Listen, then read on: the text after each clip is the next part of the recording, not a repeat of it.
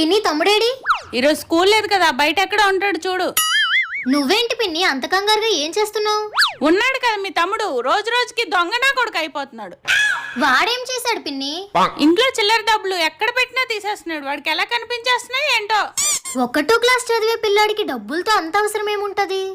ఏముంది, ఆ చిల్లర తిండ్లు పిచ్చి బొమ్మలు కొనుక్కోడనే తీసేస్తున్నాడు. వాడికి దొరకకుండా ఎక్కడ దాయాలో తెలియక నా బుర్ర పిచ్చెక్కిపోతుంది. డోంట్ వరీ పిన్ని, వాడు తీయలేని చోటు ఒకటి ఉంది. నేను అక్కడ డబ్బులు దాస్తాను, నువ్వు హ్యాపీగా వెళ్ళి వంట చేసుకో. A few moments later.